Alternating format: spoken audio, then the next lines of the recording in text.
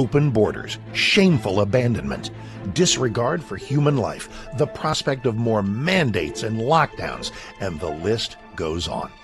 Now more than ever, we need to stick together. Voting alone is not enough. We must use our dollars to support like-minded companies that fight for our rights and beliefs. Patriot Mobile is America's only Christian conservative wireless provider who shares your values. Last year, we gave more than $500,000 to conservative causes. With your support, we'll give more than $1.5 million this year. It's time to band together and support companies that truly love America and fight for our freedoms. Will you join us?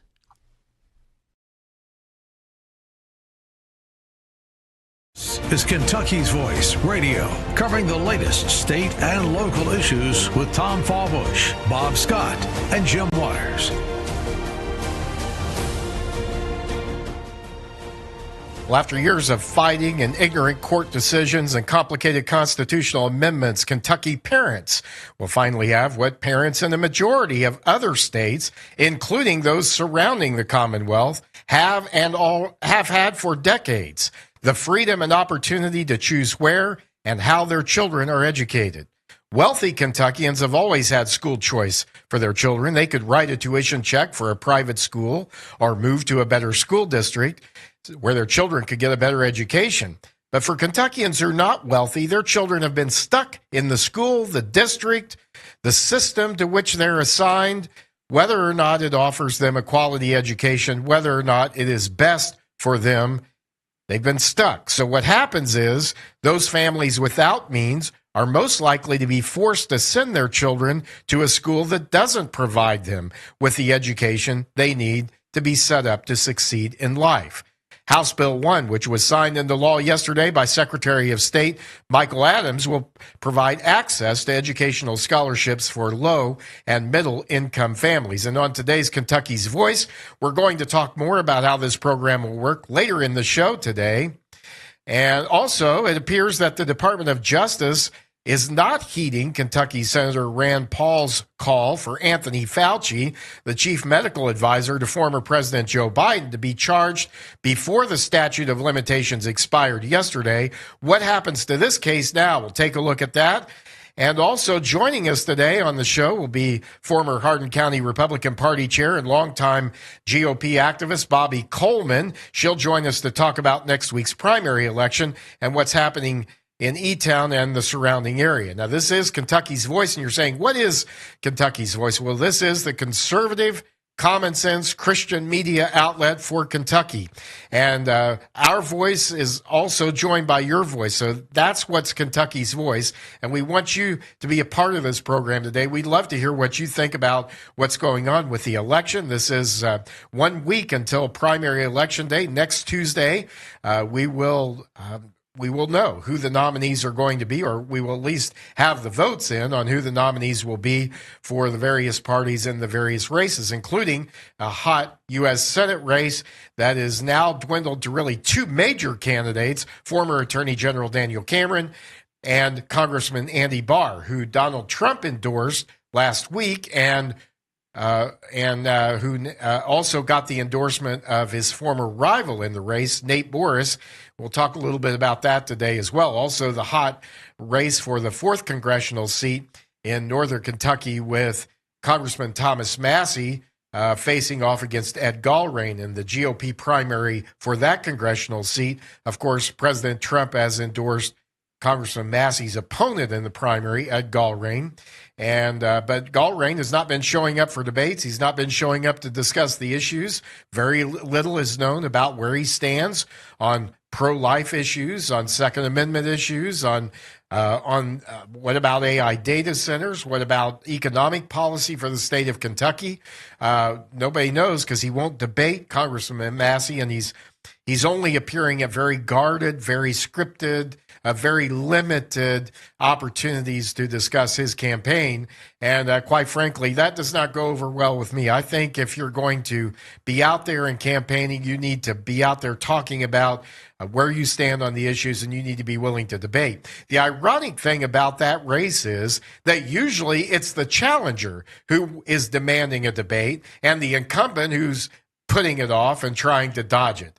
That's the way it usually works. However, in this race, Congressman Massey is wanting to debate, and Congressman Massey, of course, the incumbent, against the challenger Ed Gallrein, who it reminds me of the commercial that Mitch McConnell ran when he first won office, which was, "Where's D?" That was his opponent, D. Huddleston. "Where's D? Where's D? Where's D?" That's what I want to say. Where's Ed? Where's Ed? Where's Ed?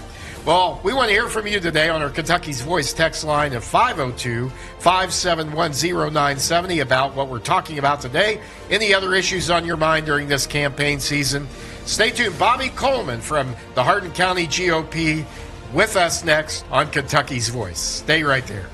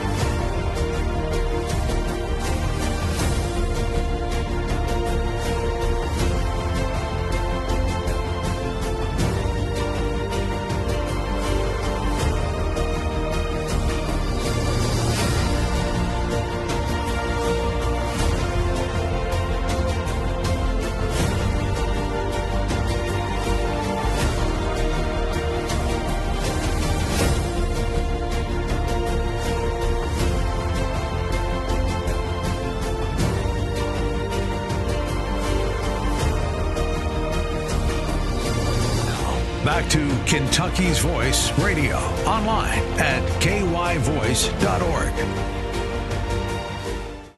Well, 1 week from today is primary election day. What this means is you can vote for the candidates who will represent your party in the November election in various Kentucky races.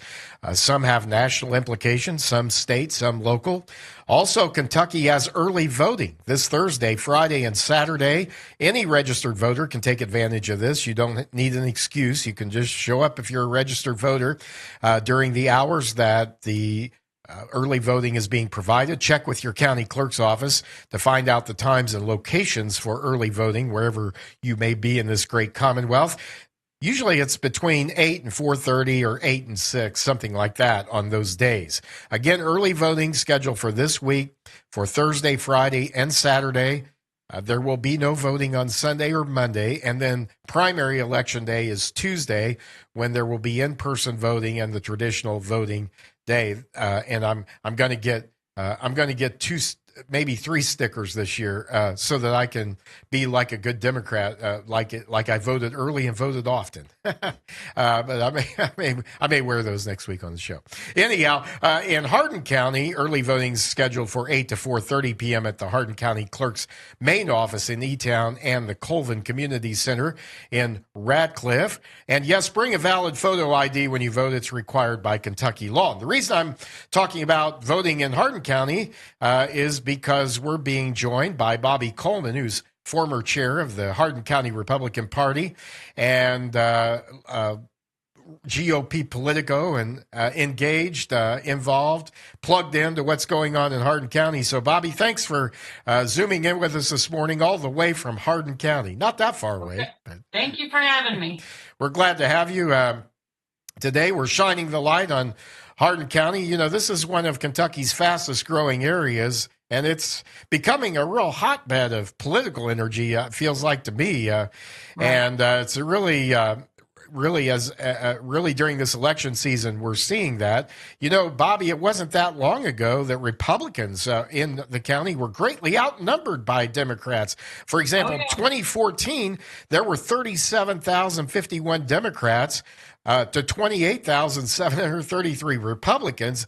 And now, as of April, it's 38,472 Republicans versus 31,966 Democrats, just under 12,000 other independent or unaffiliated. So we have a total of over 82,000 voters in the county. Republicans holding a 47 to 39% edge, with the rest being unaffiliated or independent. So I guess, what are your thoughts about the change? That's pretty quick change. I mean, we're talking about 12 years here. What's Right. happened in Hardin County?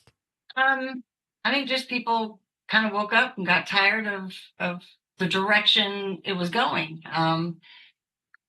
But we're still kind of cautious because we're in that margin of purple, so we need to make sure we keep it and fight for our candidates. Yeah, and it seems like right. That's a good point. It seems like that statewide, obviously, Republicans have really Right. grown and taken the majority now for the first time in history of registrations. But at the local level, there still seems to be a willingness, to consider folks not based so much on party, but based on their ideas for local communities. And I think that's a fair thing to do.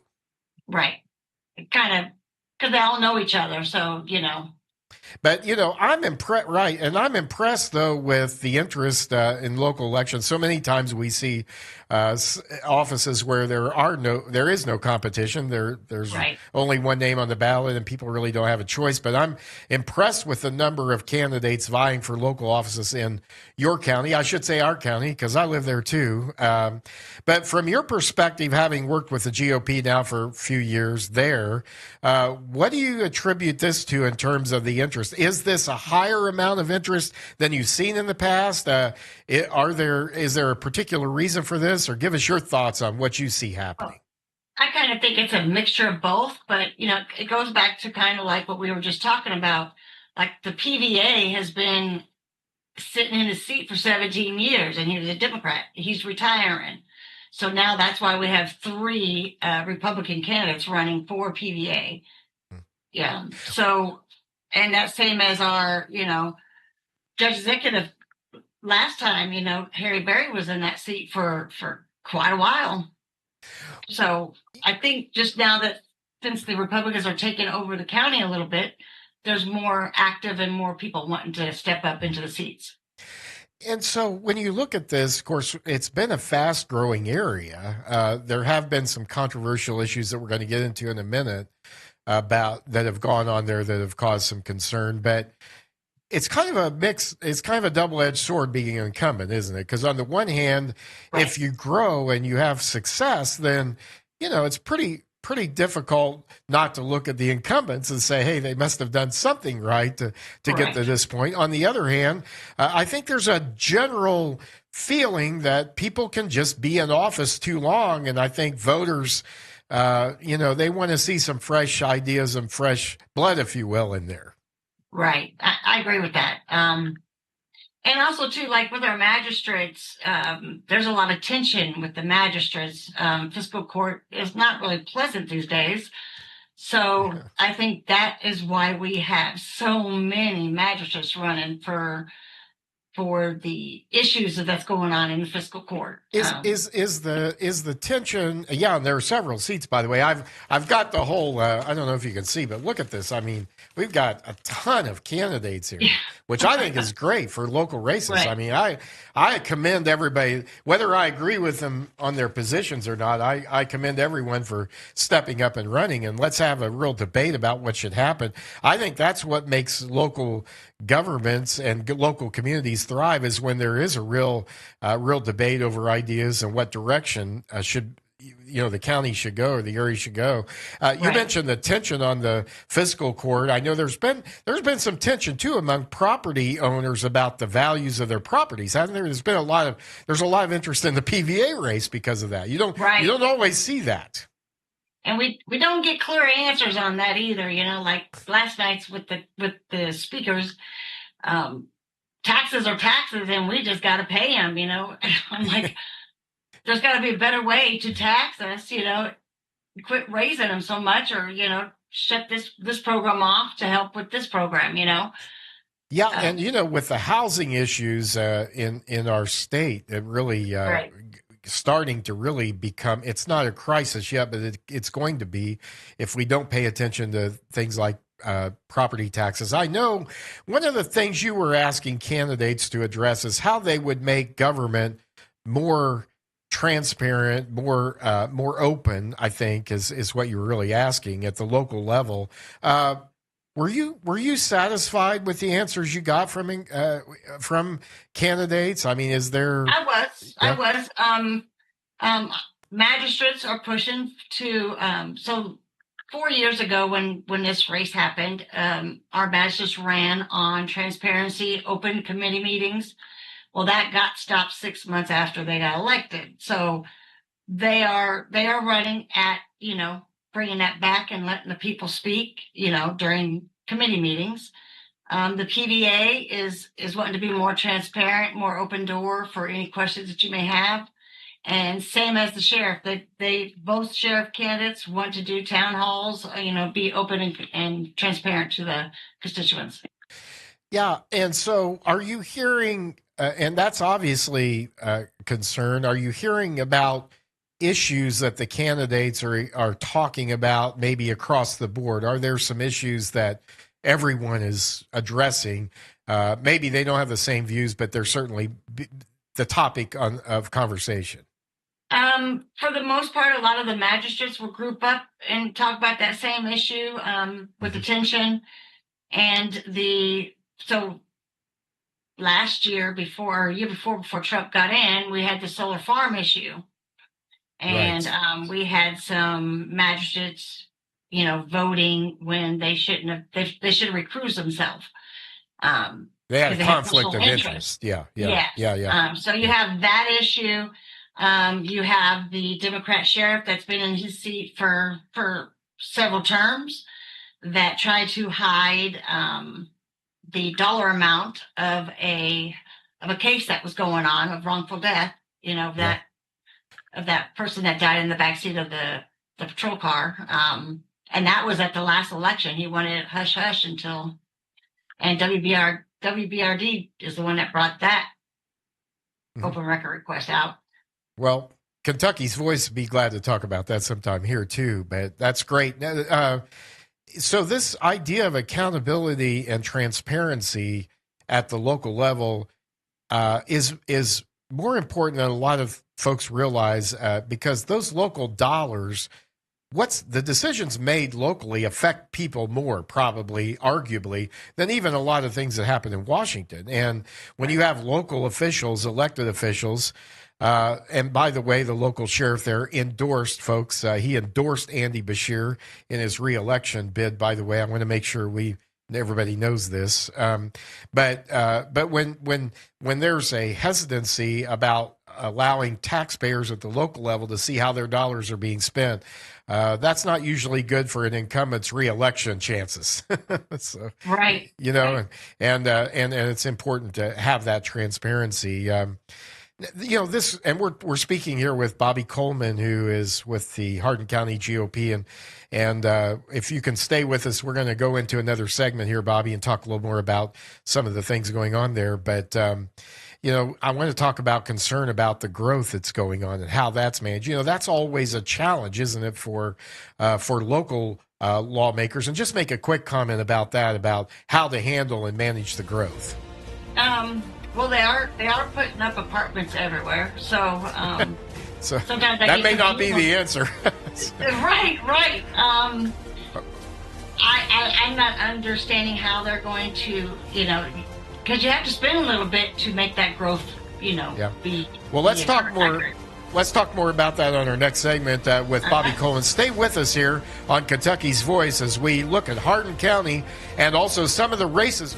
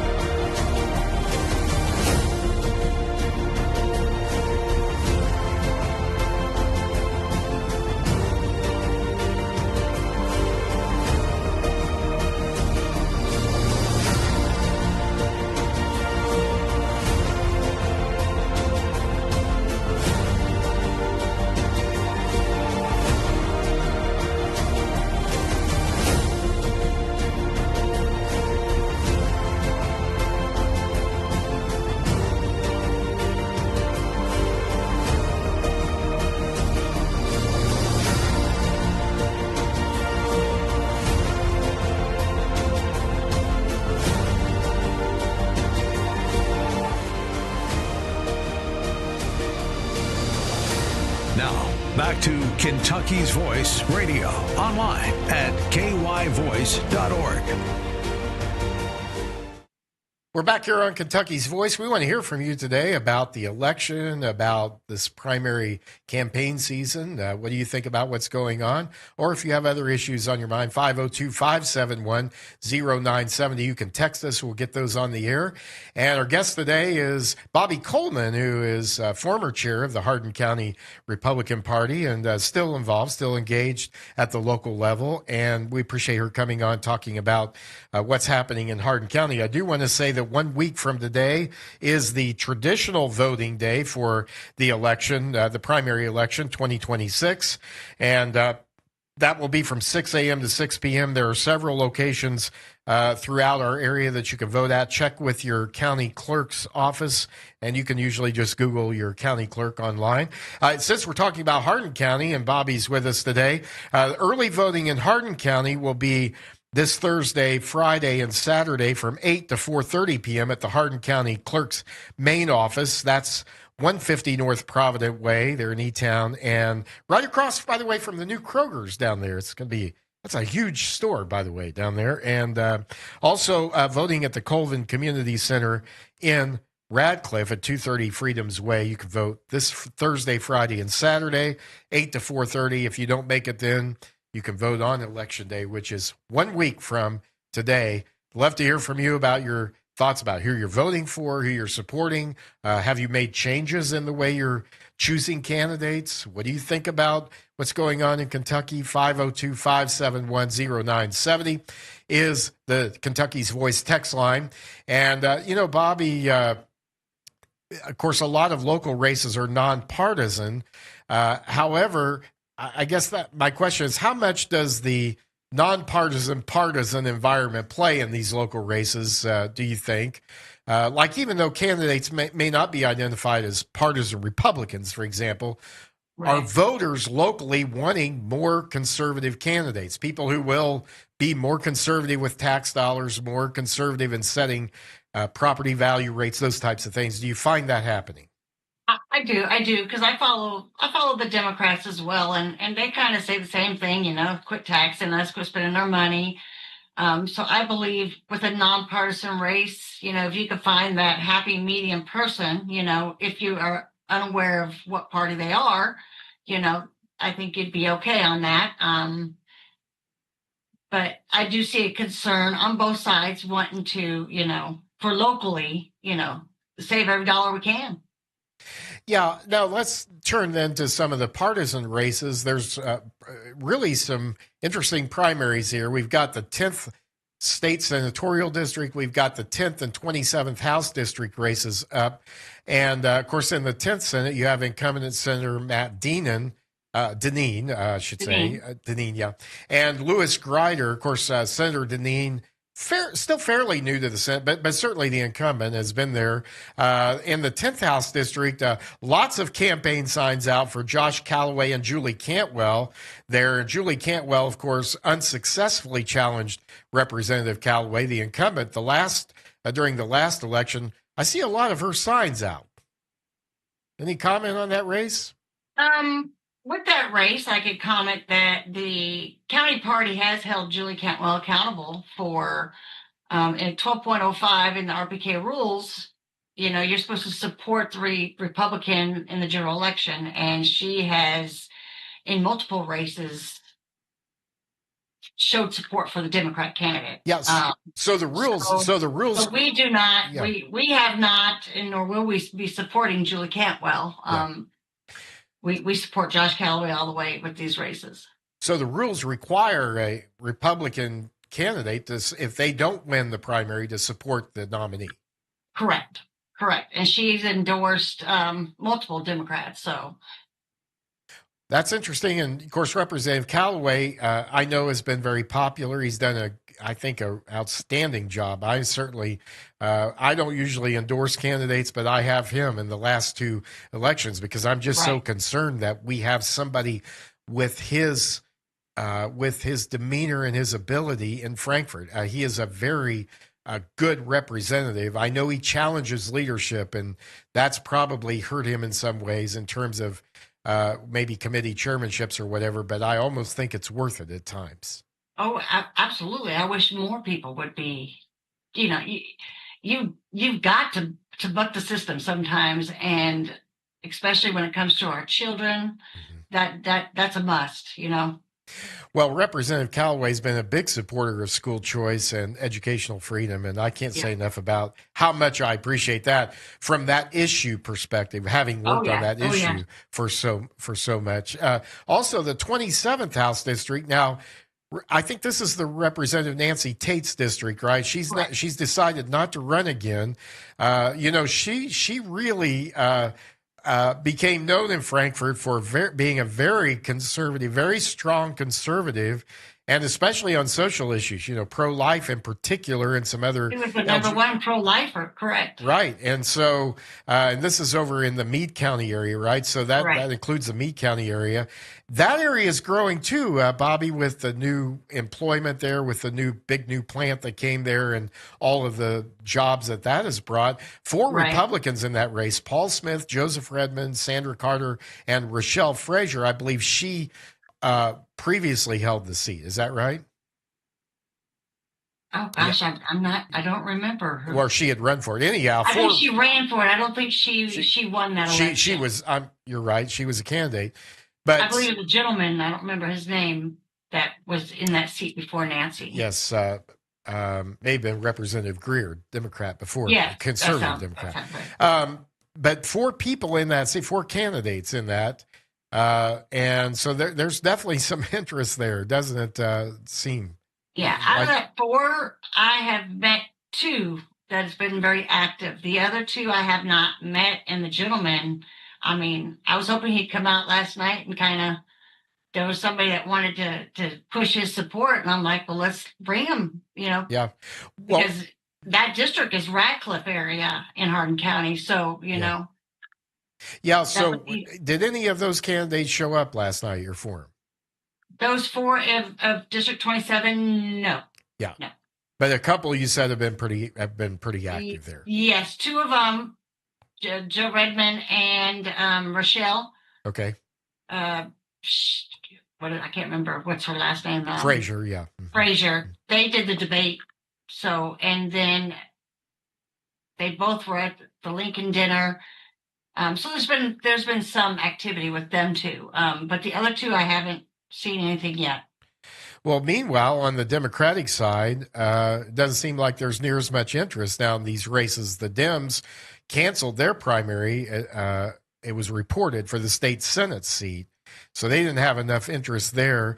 In terms of more of the local races, there is interest, of course, in the federal races. The U.S. Senate primary, 7 candidates are on the ballot for that primary. That's a very crowded primary, and 4 are on the ballot for the 2nd congressional district seat, currently held by longtime Congressman Brett Guthrie, who's also had a couple of challengers. I think primarily nominal challengers.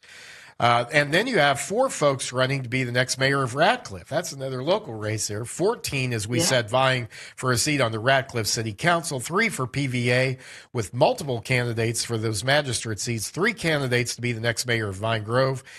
Just a whole lot of interest as well in the U.S. Senate primary campaign. What are your thoughts about Nate Morris dropping out and President Trump endorsing Congressman Andy Barr in that race, and then Morris turning around and endorsing Barr when they had fought so pretty intensely there in that race?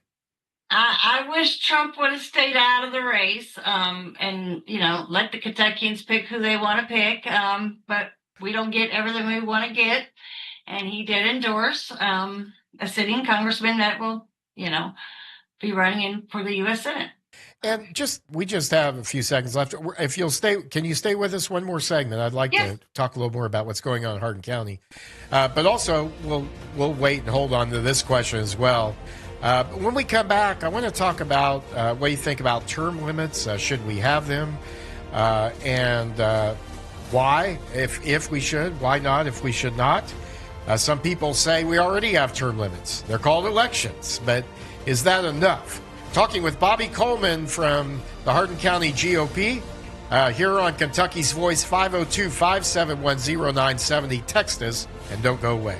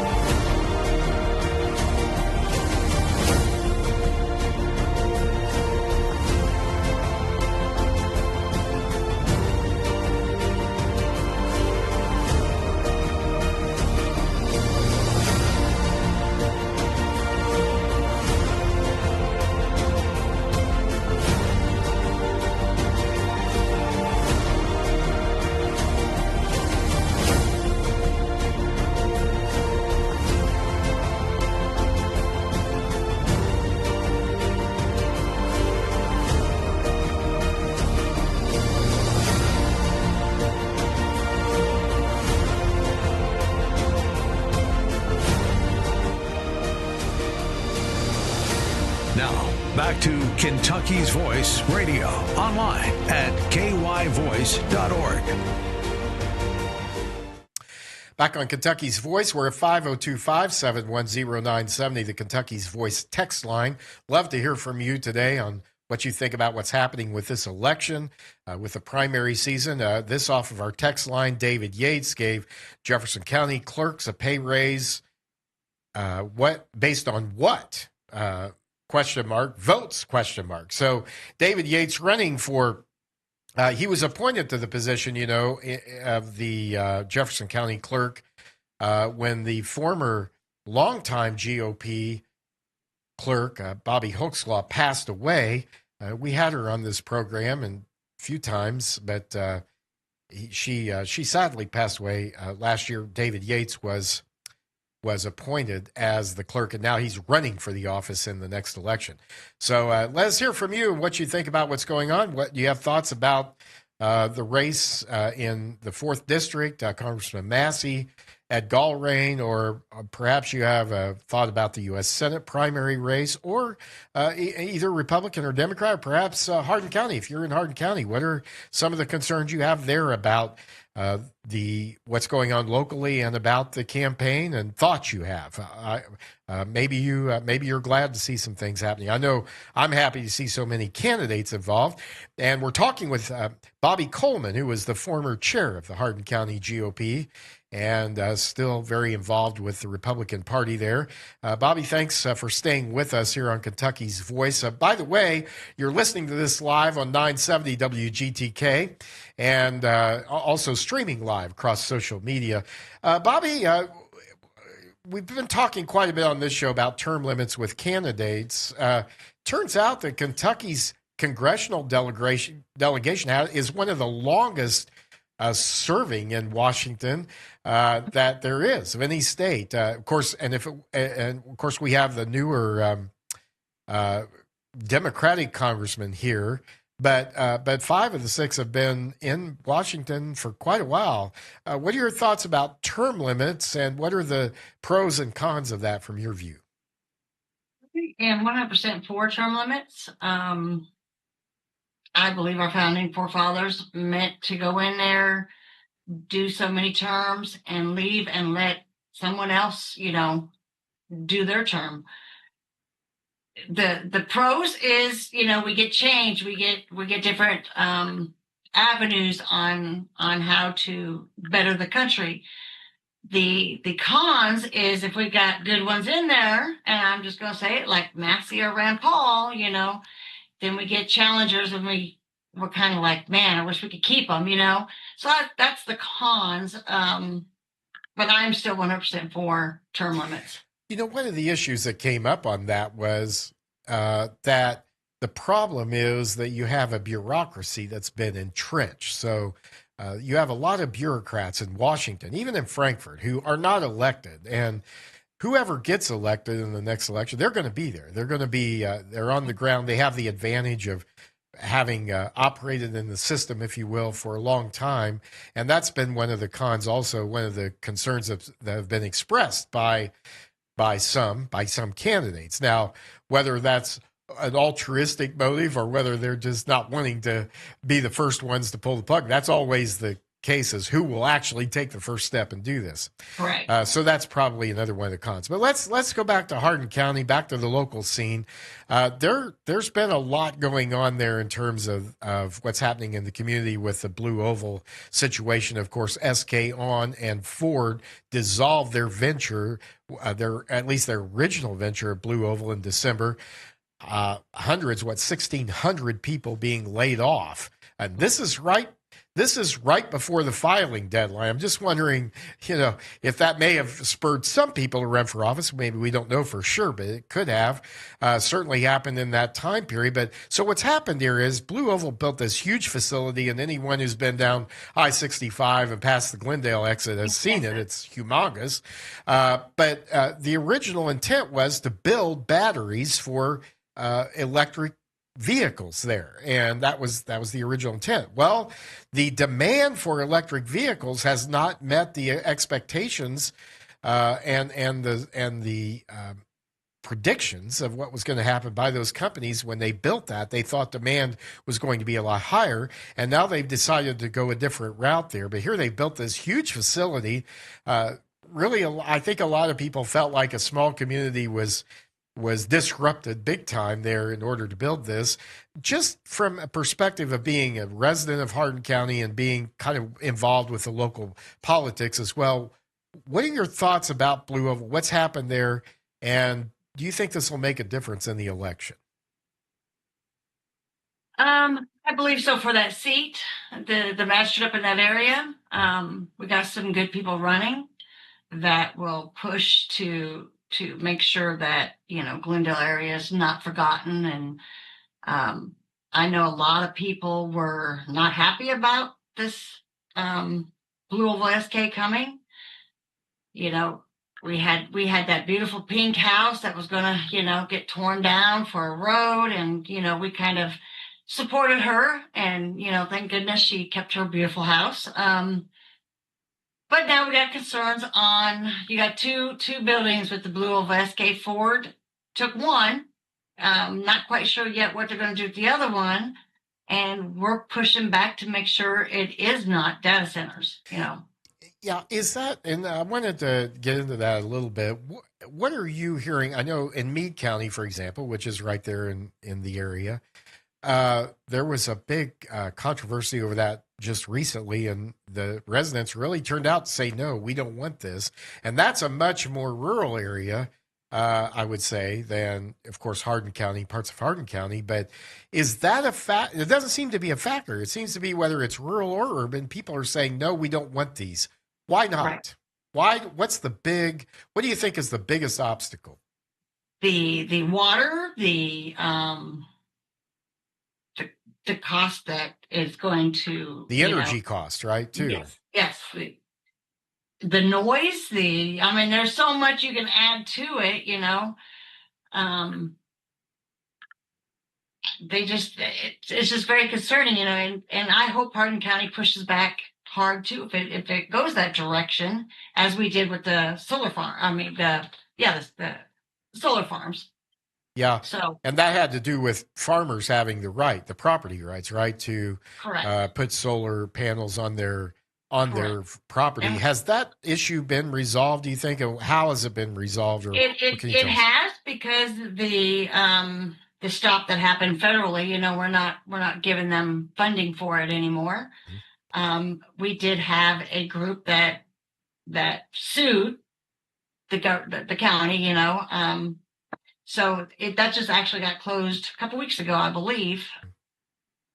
Yeah. But what's going to happen again when we don't have a Republican president? Are we going to go through this again? So we need to make sure that we stay vigilant and aware of what's going on and who's getting elected and what they stand for. Yeah, and you talked about tax dollars being given to prop up the solar industry. Yes. I'm all for farmers, and I'm all for protecting the property rights of farmers. Farmers have been hit hard from every direction. Smaller farmers, if Right. you have a big corporate operation, of course you're not. But smaller farmers have been hit from every direction. And so they're looking for alternatives, and they have a right to use their land to try to find those alternatives. Right. But taxpayers should not be on the hook for propping up an industry.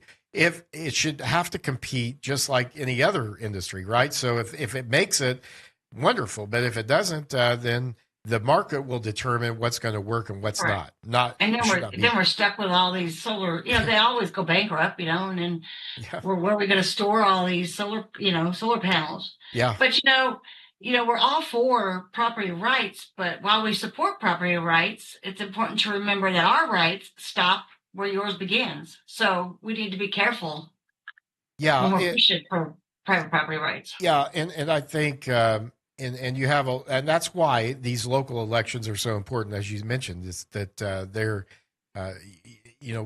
voters need to find out if they have concerns about data centers. Now let me ask you this: do you think if data centers pay for their own energy and they help the community with that, do you think that makes a difference, or are people looking at these huge facilities saying we just don't want them here? I think it's kind of both. Maybe if they paid for themselves and they put them to where they're not eyesores and nuisance for the hearing of it, because they're loud. They're very loud. Yeah. I think it'd probably be a little bit better, but that's same as those solar farms. We didn't see them in the community. It went somewhere else. So Right. Well, good point. Now, usually in the midterms, and we're coming up, this is going to be a midterm election in November. Usually, the parties that are in power lose seats, and are we going to see that this year? Or do you think some of this work in terms of redistricting or redrawing districts, do you think that's going to have an impact? And we don't have as much of an impact here, or should Kentucky do more on that? What are your thoughts about that? I think maybe if we could look at, I don't know how they could look at Louisville and Lexington to see if that would be worth redistricting. But is there a concern that we might lose the House or the Senate? Absolutely. Hopefully these redistricting around the country will help kind of, weigh that in. Yeah, and I know I was looking and folks, if they want to find out, I know with the general election coming up, you're going to be out. I'm sure the GOP and the party's going to be out and about this year. And there are a lot of community fairs and events going on. Folks can go to your website. What is that website? And then we have one final question. Our website is HardinKYGOP.org. Yeah, and I know last night on the agenda there were a list of all the festivals or several of the events that are going on. Will those be on there somewhere? People can find that, I guess. Yes. Yeah, and then it just seems like the local parties, and we've got just a minute left here, but it seems like the local parties are always willing to be a little more conservative than the state party is. I appreciate you. You've definitely given us a conservative perspective. Any final thoughts on that? Why? Just get active in your party because it starts from the bottom up. It's not top down, it's bottoms up. So, if you could get into your party and make it a little more conservative, you get conservative candidates, and then it goes upwards, We can't change DC till we change our local. Right. And you can't change the party at the state level and make it more conservative until you do it at the local level. So that's what you're saying. Start there. Bobby Coleman, it's been great. Thanks for joining us, giving us your perspective on the election, what's happening in Hardin County. It's going to be an exciting year there, and a year of growth and opportunity. And we got more opportunity for Kentucky's Voice next. Don't go away.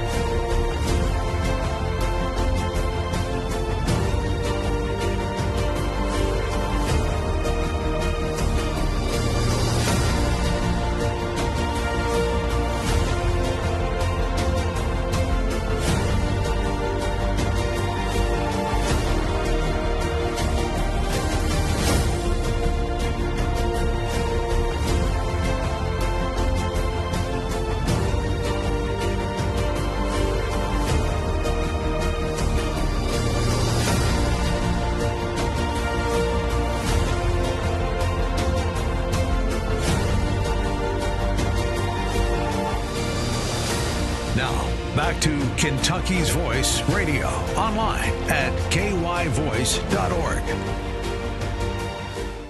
We've been asking you, and you refuse to answer, whether anybody on the vaccine committees gets royalties from the pharmaceutical companies. I asked you last time, and what was your response? We don't have to tell you. Right. We've demanded them through Freedom of Information Act, and what have you said? We're not going to tell you. But I tell you this, when we get in charge, we're going to change the rules, and you will have to divulge where you get your royalties from what companies, and if anybody on the committee has a conflict of interest, we're going to learn about it. I promise you that.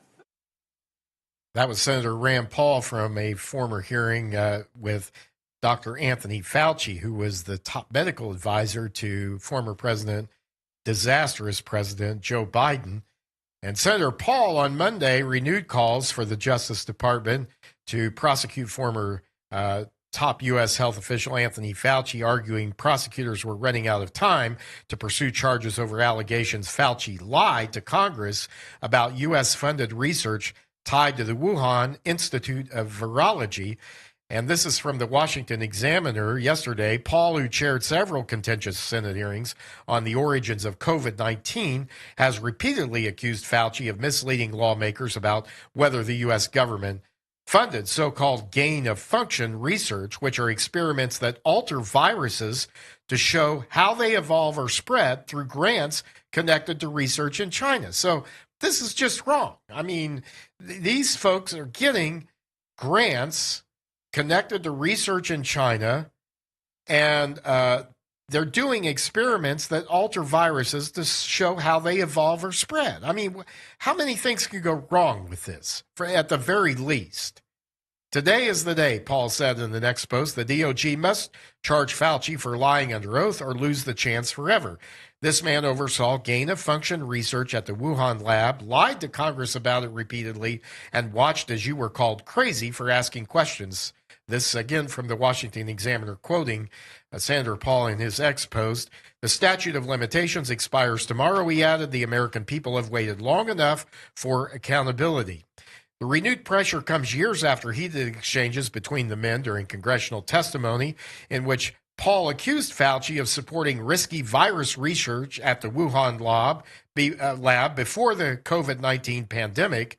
Fauci, who served as director of the National Institute of Allergy and Infectious Diseases for nearly 4 decades and became one of the country's most visible public health figures during the pandemic, repeatedly denied lying to Congress and disputed Paul's characterization of the research. Now, just remember this, and this from the Examiner as well.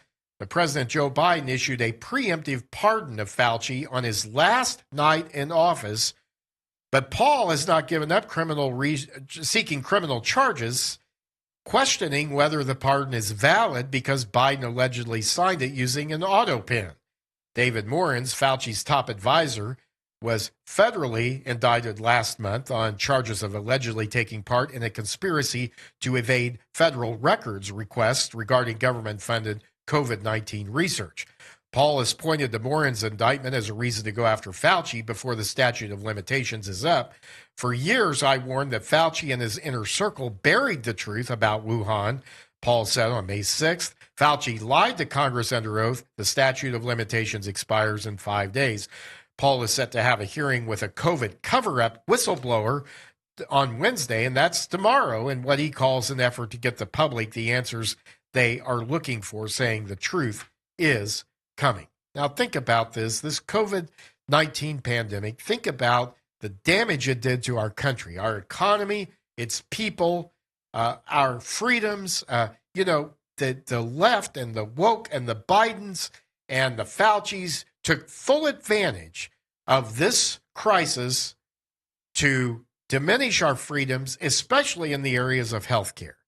And I think the Trump administration gets kudos for trying to restore some of those and for focusing our health bureaucracy and our health agencies back on what they should be doing, and that is to making recommendations to make the American people healthier, not conducting experiments on whether a virus will grow or change, using dollars tied to research done in China. This is a big problem, and this is something that we should all be very concerned about. And so I'd like to know what you think about this. 502-571-0970 is our Kentucky's Voice text line. And Senator Paul has gone after Fauci, and I think it's right. I think the American people deserve to know what's happening and deserve to know how, especially our top health officials, this Fauci was paid nearly $500,000 a year of salary and income provided to him by the American taxpayers. And he had tremendous influence, tremendous impact on decisions made during COVID to basically shut our country down, to take away our freedoms. Schools were closed down, even though there was ample evidence that this was not a threat to our children. But the teachers' unions and the left and the woke use this as an opportunity to grow their power and expand their impact and their influence. What do you think? 502-571-0970. It doesn't appear that the Department of Justice is going to charge Fauci, at least not on this particular charge that expired with a statute of limitations. So a disappointment there. But there's much more to come on this issue. We're going to hear more, I think, tomorrow in this hearing. Senator Paul will be on it as usual. This off our Kentucky's Voice text line. Where was Cameron, Daniel Cameron, that is the former attorney general who's running for the U.S. Senate seat? Where was Daniel Cameron on Beshear's COVID mania? Well, I know that Daniel Cameron did take the governor to court on the overreach of his executive power in some instances. For example, he talked about that in the interview that we had with him on this very program that I did. And he talked about when Beshear tried to keep people from traveling, tried to deny people their travel freedoms. Daniel Cameron went to court and stopped him on that and stopped him on some other issues. Now, was it enough? That's an area for debate. And probably could be said about all the Republican candidates. Where were they on this? Where was Congressman Barr when this was going on? And this also off our Kentucky's Voice text line. Do developers, we were talking with Bobby Coleman of the Hardin County GOP about farmers and how they how they turned to solar panels to provide an income that to fill a gap in income that has occurred because many of them have not been able to afford to farm in the traditional way. This question off the text line, do developers really support farmers, or would developers prefer to manipulate the farmer into selling farmland for development? Well, at the end of the day, private property rights are just that, private property rights. Now, we have seen instances in this state where farmers refused to sell, and it made the bureaucracy furious. It made politicians furious.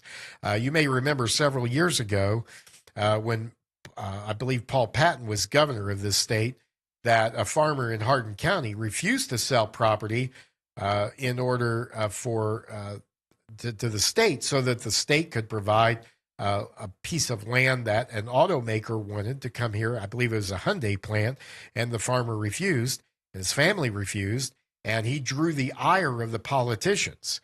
So at the end of the day, farmers have their right to do what they want with their property, whether it's put solar panels on there, whether it's grow a different kind of crop, whether it's grow nothing at all, whether it's keep the land in the family, whether it's sell it. I was terrifically proud of that farmer for doing that, because the pressure was great. We saw recently where there was just unbelievable amount of money offered to a farmer to build a data center there that wanted the property. And the farmer said no. And the family said, no, we're not going to do it.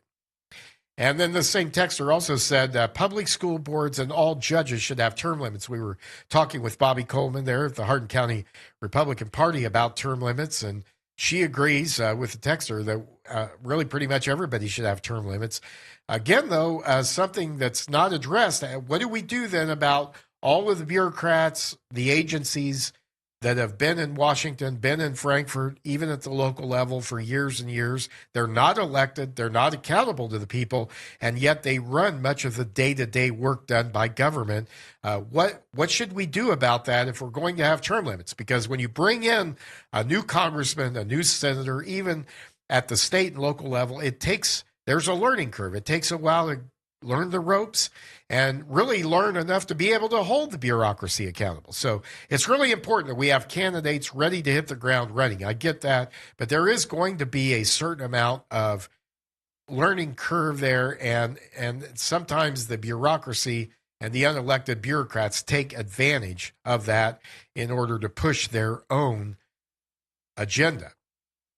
And so we need to look at that, what could be done about that. All right, we've got just a couple of minutes left in this show today. Secretary of State Michael Adams signed House Bill 1 yesterday in Frankfurt, expanding educational opportunity through federal tax credit scholarships. The legislation allows the Commonwealth to opt into a new federal program providing dollar for dollar federal tax credits for donations that fund student scholarships. House Bill 1 was sponsored by Representatives Kim Moser and T.J. Roberts during the 2026 session, this year's session of the Kentucky General Assembly, and it is designed to increase access to scholarship funding by encouraging charitable contributions through federal tax incentives. Supporters say the measure will help broaden educational options for Kentucky families while leveraging private donations to support students across the Commonwealth. Secretary Adams said House Bill 1 represents a new era of educational opportunity in Kentucky, quote, by allowing the state to participate in this federal tax credit program, we are opening the door to more students to access scholarships and educational resources that can help them succeed. Here's how it will work. Individuals, businesses can contribute to, I believe this program is going to be individuals can contribute to third-party, nonprofit, charitable organizations, and they will receive a dollar-for-dollar credit against their federal tax liability, and then those dollars by those third-party nonprofits called scholarship granting organizations or account granting organizations will then be used to give to students for educational services, educational needs, including covering tuition at a non-public school, supplies even for public school students, tutoring, services for special needs, whatever educational service or product or need there is to meet all those. And it will be done through charitable giving, not through an increase in taxes. And it's the winning program. It's the right idea. And finally, we're going to have that here in Kentucky. Thanks for joining us on Kentucky's Voice today. Have a great day.